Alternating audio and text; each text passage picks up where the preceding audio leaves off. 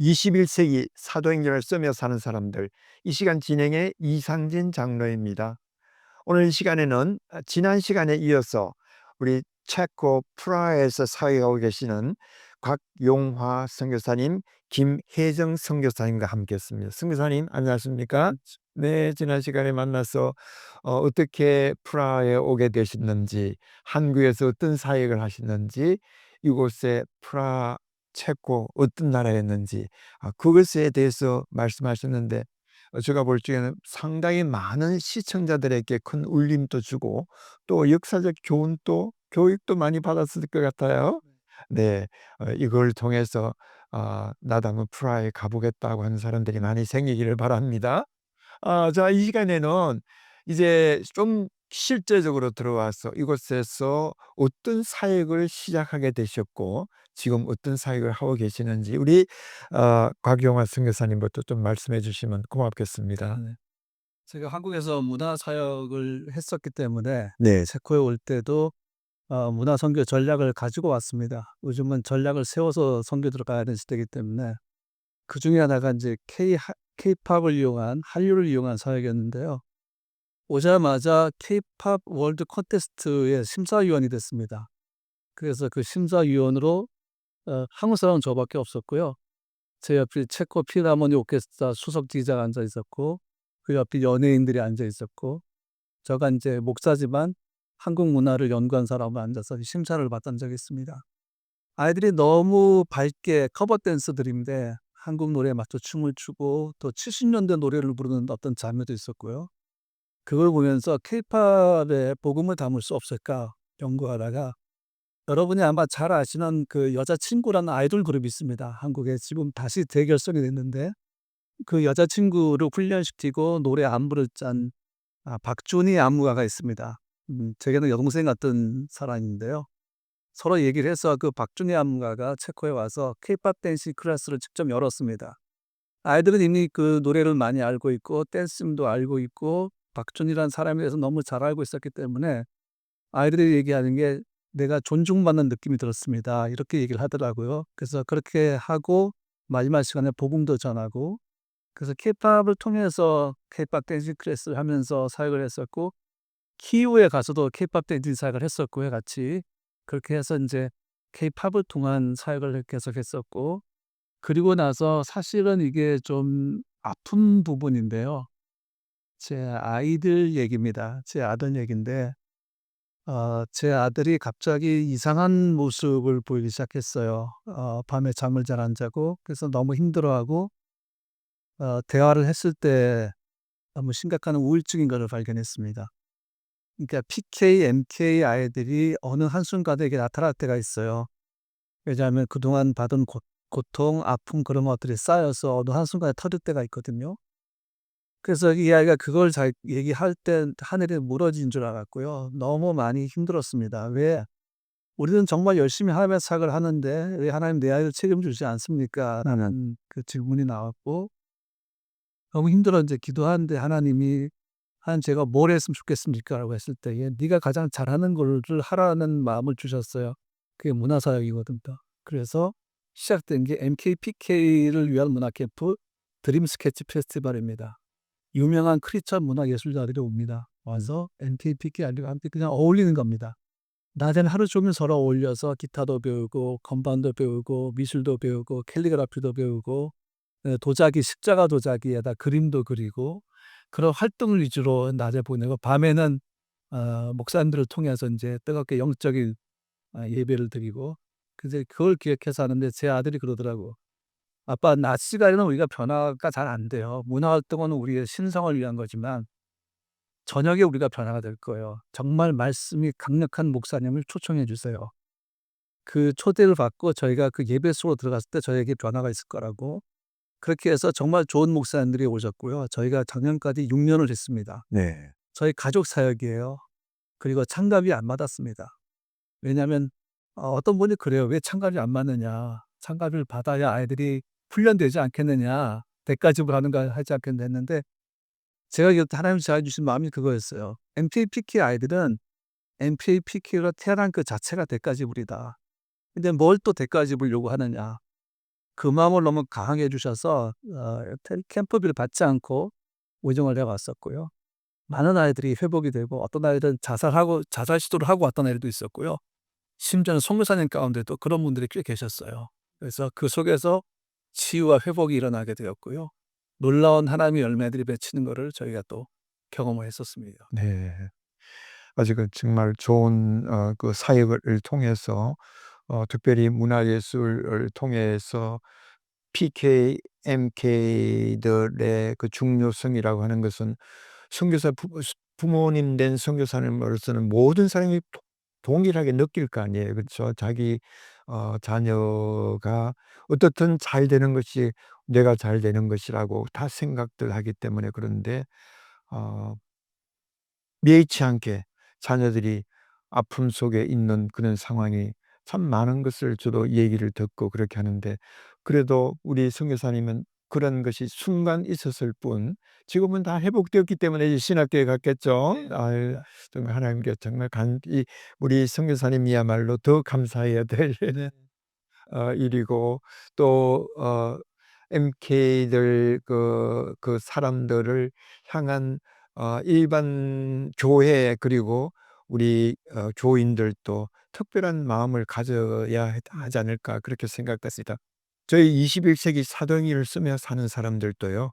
제가 그것을 오랫동안 선교사님을 통해서 또 가정 방문들을 통해서 배웠기 때문에 제가 올해부터 선교사 자녀들 MK를 위해서 장학재단을 만들었어요.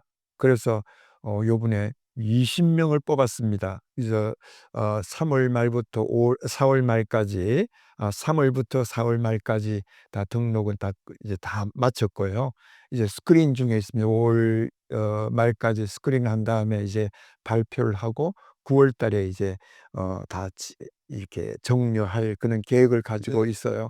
저도 저는 뭐 PK도 아니고 MK도 아니지만 제가 살아보면서 앞으로 선교사지의 가장 우수한 미래 차세대의 리더들은 MK가 될 수 있을 것이다.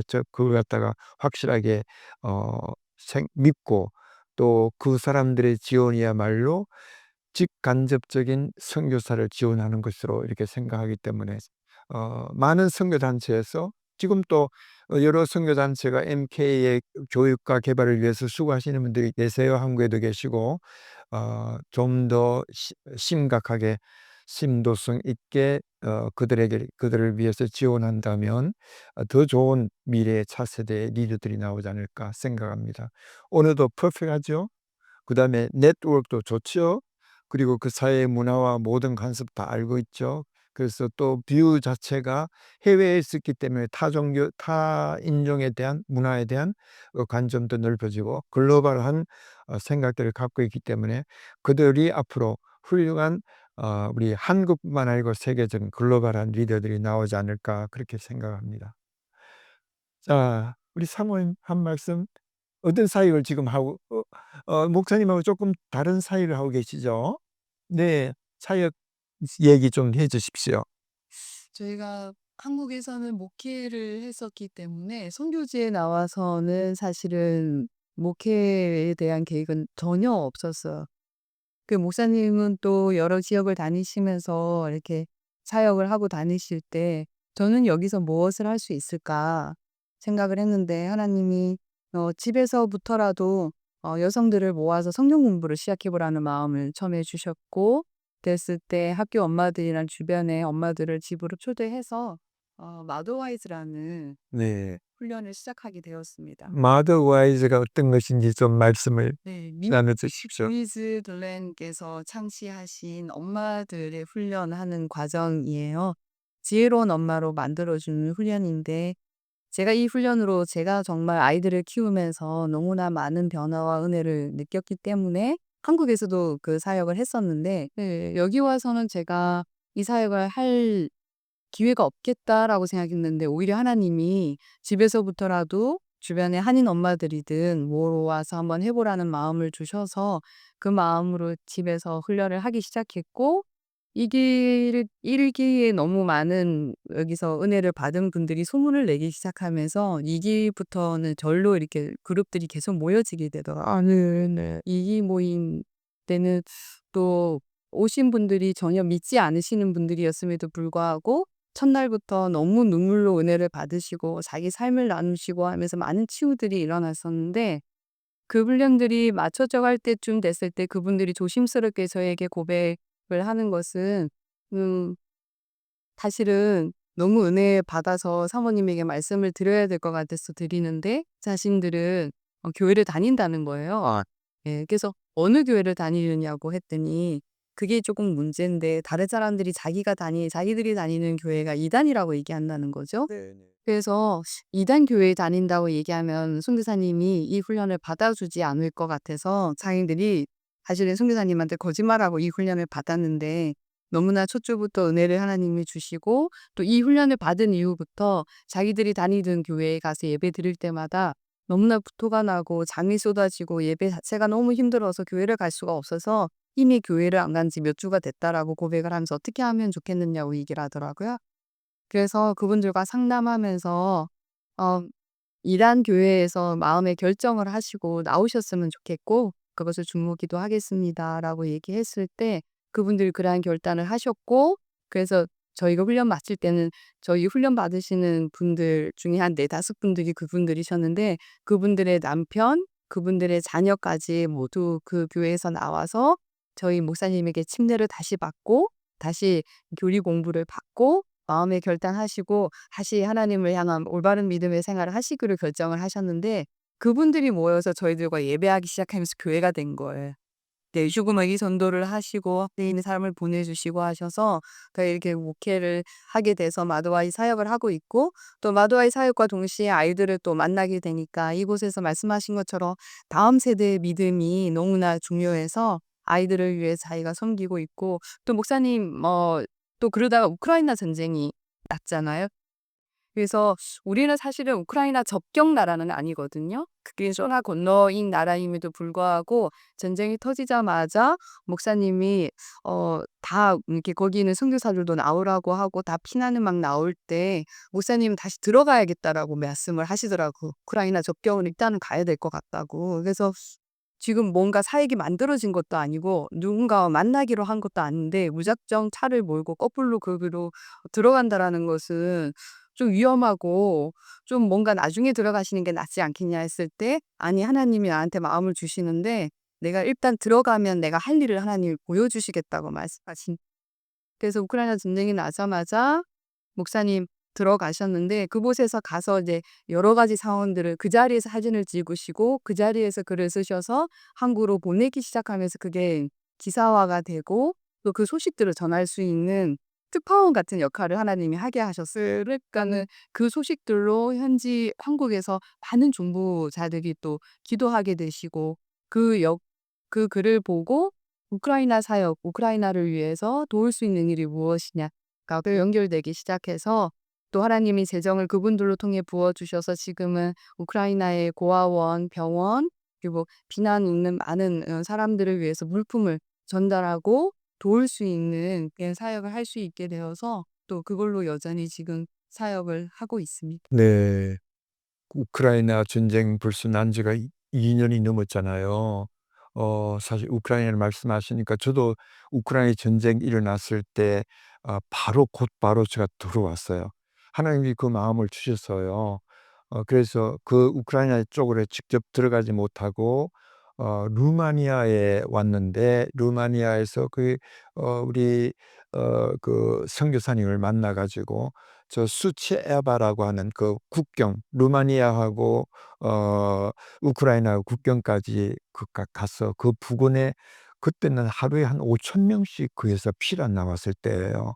그 캠프에서 계시는 분들을 향해 가지고 이렇게 좀 만나서 위로도 하고 이렇게 하다가 다시 들어와서 저는 우리 글로벌 복음 방송과 그 현지에 있는 현지 방송 24 시간 돌아가는 그 세큘러 방송의 세상 방송이에요. 저는 복음 방송이지만 두 분이 합작해 가지고 펀드레이징을 했어요. 그러니까 한 5-6만 불 정도 한 달 이렇게 펀드레이징을 모아 가지고 또다시 두 번째 들어왔어요. 그때는 어 우크라이나 그 서쪽 지역에 어 우주 뭡니까? 이름이 갑자기 생각이 안 나네요. 어 우 어 우 하여튼 그쪽에 들어와서 거기에서 참 좋은 사람을 만났어요. 그 지역의 부지사의 부인이 아주 중요한 크리스찬이었는데 그분하고 그분의 시아버지가 그 지역의 어 육선 국회의원이었어요. 그래 가지고 차를 세 대를 큰 차를 세 대를 대절을 해 가지고 물건을 한금 싣고 그곳에 이제 가서 직접 난민들에게 나눠 주고 캠프에 나눠 주고 한 그런 것이 생각이 나네요. 예. 어떻든 그런 기회가 있었을 때 문화사회 그 매스컴을 통해 가지고 어 이 모아진 그 헌금들을 그 현장에 가서 이렇게 직접 직접 어 배달해 주는 그런 것도 하나님께서 주신 큰 사역이라고 그렇게 생각돼요. 아마 선교사님께서 그러한 방송 문화 사역을 에 대한 관심과 있었기 때문에 홍보할 수 있었고 그 홍보 때문에 또 사람들이 연결될 수 있지 않았나 이렇게 생각하면서 그 선교사님 우크라이나 사역하시면서 어떻게 사역을 하셨고 그때 어떤 것을 좀 이렇게 느꼈던 그 당시 때 이 얘기들을 좀 나눠 주십시오. 전쟁 나기 전에 이미 기도하는데 하나님이 네. 전쟁에 대한 말씀하셨고요. 다음을 너무 강하게 주셨고 도울 준비를 하라고 하셨는데 네.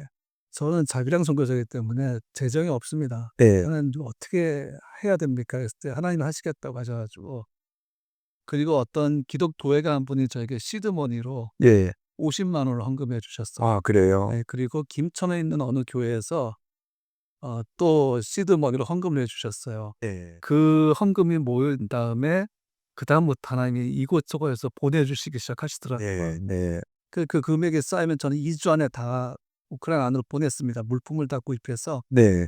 국도까지 제가 차를 몰고 가면 네. 그 안에서 저랑 연결된 목회자가 나옵니다, 차를 몰고. 그 차에다가 다 짐을 실어 주면 그분은 들어간 다음에 최전방 지역으로만 다닙니다. 전쟁이 일어나고 있는 지역으로 다니면서 고아들에게 나눠 주고 환자들에게 나눠 주고 그 사역을 1년 이상을 계속했습니다. 매달 한 번씩 한 열 몇 시간씩 운전해 가서 네. 나눠 주고 그다음에 인제 재정을 주기 시작했고요. 그런 사역을 하면서 사역을 지금도 체코에도 많은 난민들이 있어 난민 교회도 돕고 지금도 한 3주 전에 제가 또 재정을 보냈거든요. 네. 그래서 보내준 재정이 있어 가지고.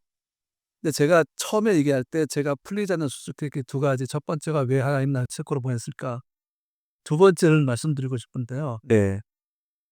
체코하고 우크라이나는 국경을 맞댄 나라가 아니지 않습니까? 저 사이에 슬로바키아가 있고 폴란드가 있는데 저는 문화 선교하러 왔는데 '하나님 왜 우크라이나입니까?' 나는 전쟁 전에 두 번밖에 가본 적도 없고 잘 모르는데 근데 하나님이 그 말씀은 안 해 주시고 무조건 계속 도우라고 하시는데요. 사실 장로님도 잘 아시겠지만 우리에게 있어 최고의 사역은 순종이지 않습니까? 그렇죠. 우리가 순종하면 하나님은 그때부터 그분의 일을 하시니까 그냥 순종했습니다. 했는데 그 수수께끼가 하나가 뭔가 하면 이거는 뭐 자랑일 수도 있겠지만 작년에 제가 훈장을 받았습니다. 네. 우크라이나 정부에서 저한테 훈장을 줬어요. 어떤 훈장을 받으신 십자 훈장이라고요. 네. 그래서 그 훈장 받은 그러니까 제가 227 번이더라고요. 네. 훈장 그때부터 주기 시작했는데 이제 십자 훈장은 이제 전쟁 때 우크라이나 도운 사람들에게 주는 네. 훈장인데 한국은 제가 처음 받았더라고요. 그렇습니까? 그전에는 모르겠었는데 누가 받았는지 모르겠죠. 어떤 제가 봤을 때는 제가 처음 받았어요. 네. 훈장을 받고 저는 뭐 그게 저한테 훈장이 그렇게 큰 의미가 없지 않습니까? 저는 체코의 선교사니까. 근데 어느 분이 그래요. 우크라이나 선교사 한 분이 뭐라 말씀하시는가 하면 "이거 갖고 있으면 우크라이나 들어오면 영주권 바로 나온다."고 그래서 제가 고민하고 있습니다. 하나 거기로 가라고 하시는 게 아닌가. 그리고 이게 두 번째 수술tech입니다. 네. 새벽에 있고 싶은데 그렇게 하시면 어떡하나 이제. 또 하나님께서 또 그 좋아하는 이 체코의 사람들을 버리고 우크라이나로 가라고 하시면 순종하시겠죠? 순종해야죠. 합격권은 저한테 없습니다. 제가 볼 적에 우크라이나도 상당히 살기 나쁘지 않은 나라 같은 지 느꼈어요. 제가 세 번을 가면서 세번을 가면서 체르누치예요. 그저 예, 그 한 70마일 정도 수치아바에서 떨어진 그 아주 국경 가까운 지역이었는데 그 두 번째 갔고, 세 번째는 이제 폴란드에서 기차를 12시간 타고 키우까지 갔습니다. 가서 그때 그 선교사님하고 같이 가기로 했어요. 우크라이나에서 나온 선교사님 같이 가기로 했는데, 아이 자기가 급한 일이 한국에서 누가 오시기 때문에 못 갈 일이 생겼다고 그러잖아요. 정말 당황했어요. 그러나 하나님께서 이미 가라고 계획하셨으니까 틀림없이 뭐 갈 수 있을 거라 생각하고 키우역에서 내려 가지고 제가 가기 전에 앱을 통해서 여관을 정하고 그다음에 차를 렌트를 하나 했어요. 네. 뭐 차 렌트하는데 그게 어렵지 않더라고요. 그게 크레딧 카드 다 쓰고요. 그게 뭐 모든 것이 다 뭐 현대하고 똑같이 그렇게 시스템이 돼 있더라고요. 그래서 학교에 찾아가기도 하고 고아원, 병원 혼자서 막 이렇게 다니다가 왔습니다. 네. 예. 어떻든 하나님께서 가라고 하시면 순종하면 좋은 일들 생기고요. 네. 또 만날 사람 만나게 하시고 할 일도 주시고요. 그런 것을 저는 지난 30여 년 넘는 그 이 사역을 하는 동안에 참 많이 느꼈고 지금도 느끼고 있기 때문에 앞으로 저는 10년 계획을 세우고 전 세계를 다 방문할 그런 계획을 가지잖아요. 선교사님 우크라이나에 만약 부르신다면 가시는 거 좋을 것 같아요. 예. 쉬면 가야죠. 자, 그렇죠. 예예. 자, 이렇게 사역하시면 지금 현재는 이제 한인교회를 지금 아주 오늘 같이 예배를 드렸는데 청년들이 많이 네. 있더라고요. 오늘 특별히 노동절을 통해 가지고 사람들이 많이 휴가를 갔다고 하는데도 뭐 적지 않은 청년들이 이곳에 있는데 앞으로의 전망은 어떻습니까? 원전 수주가 되니까요. 네. 수주를 하니까 앞으로 좀 예상은 3,000명에서 5,000명 정도 한인들이 더 올 것이다. 네. 네. 네. 짚는데. 예. 저 준비를 해야 됩니다. 교회도 준비를 해야 되고 한인들에게 복음도 전해야 되고 네. 다양한 사역들 준비를 하기 위해서 이 프라하 쪽에 아마 복음의 문이 한인들 통해 열리지 않을까. 네. 우크라이나 전쟁 난민들이 오히려 유럽의 영적 자원을 깨우고 있지 않습니까? 그렇죠. 얼마죠. 네. 개척하죠. 마찬가지로 이제 한인들이 들어오면 예배자들이 좀 많이 와서 체코의 영적 자원을 좀 깨우셨으면 좋겠다. 네. 그런 비전을 지금 갖고 있습니다. 네. 여러분 방금 우리 선교사님께서 말씀하셨는데 한국과 체코의 한국의 원전이 수주가 된답니다. 그렇다면 최소한 3,000명에서 5,000명이 한인들이 그 여러 가지 그 서브컨트랙트 같은 그런 일들 하실 분들이 많잖아요. 그분들이 올 거는 계획이라고 하는데 지금이 어떤 면에서 여러분이 많은 사람들이 체코라 그러면 프라하의 여행 아름다운 그 이렇게 인식을 가지고 계시는데 그것뿐만 아니고 살기 위해서도 올 수 있는 참 좋은 기회. 그래서 우리 한인 크리스찬 특히 크리스찬들이 많이 오시면 좋겠어요. 오신다면 우리 한인 교회가 더 부흥하고 발전돼 가지고 현지에 있는 체코의 교회들을 깨우고 또 선교의 바람, 복음의 바람을 역으로 이렇게 수출할 수 있는 좋은 기회가 되지 않을까 그렇게 생각이 됩니다. 아마 그것도 하나님께서 계획하시면 그렇게 되겠죠. 목사님 많이 바빠지실 것 같아요. 사모님도 그러고요. 예. 아, 자 미래에 대한 계획들 한번 좀 말씀해 주십시오. 뭔데? 네. 저는 마더와이즈의 창시자이신 드니즈 블렌과 데이비드 글렌께서 그 내년에 한 번씩 오셔서 유럽에서 선교하시는 여선교사님들 그리고 이 가정사역을 하시는 분들과 함께 저희가 세미나를 계속 열고 있거든. 그래서 저희들의 목표는 그 선교사님들이 또 현지어로 현지인들 가정들을 훈련하고 계세요. 그래서 현지어로 번역되지 못한 유럽 나라들을 저희가 그 마더와이즈 가정이 사역의 교재들을 현지어로 번역하는 저희들이 일을 하고 있는데 저희 팀 안에서 또 이탈리아에 계신 자매님 통해서 이탈리아어로 번역이 되고 했는데 제가 이 땅에서 사역하는 동안 체코로 그 책을 번역해서 지금 유럽의 많은 교회들이 젊은 가정들이 없잖아요. 인분들만 남아 있잖아요. 젊은 가정들과 엄마들이 일어나야 다음 세대의 순위가 그릇이 되려면 말씀으로 그들이 하나님 앞에 돌아오는 것밖에 없기 때문에 이 지혜로운 어머니의 훈련들이 어머니들을 이 가정들을 하나님의 교회로 이끌 수 있는 도구가 되었으면 좋겠습니다. 그 책들이 현지어로 번역이 돼야 되기 때문에 독일어로 번역이 되어 있고 이탈리아어로 요번에 번역을 했고 나머지 언어들은 좀 됐는데 체코어가 되어 있지 않아요. 이게 기도 제목이고 그 책을 체코로 번역할 수 있는 길이 열리고 좋은 사람을 만날 수 있도록 하는 것이 기도의 제목. 네. 그렇다면 이 시간을 통해서 Motherwise가 어떤 커리큘럼으로 짜여 있고 또 그것의 결과는 또 어떻게 되는지에 대해서 Motherwise에 대해서 잠깐 우리 혹시 교육적인 차원에서 말씀해 주시면 어떨까요? 마더와이즈는 여러 가지 어머니들을 위한 훈련들을 제가 많이 접해 봤지만 저에게는 너무나 가장 좋은 훈련이었습니다. 마더와이즈는 미국에 계신 드니스 글렌께서 창시를 하셨고 이분 역시 어떤 이게 사역자거나 목사님이지 않아요. 일반적인 우리의 어머니였고 누군가의 아내였는데 하나님께서 그분에게 은혜를 주셔서 이 훈련을 만들게 하셨는데 이것이 굉장히 사실은 미국에서는 큰 붐을 일으켰고 세계적으로도 많은 어머니들을 훈련하는 책으로 됐는데 지금 거의 15개, 20개 넘는 언어로 이미 번역이 되었습니다, 하 언어로. 근데 그 번역을 반 이상이 한국 선교사님들이 하셨어요. 다 여선교사님들이. 그만큼 한국 여선교사님들이 어머니에 대한 열정이 굉장히 강하신 거죠. 이 훈련은 지금 현재 원래는 3가지의 교재로 나와 있었습니다.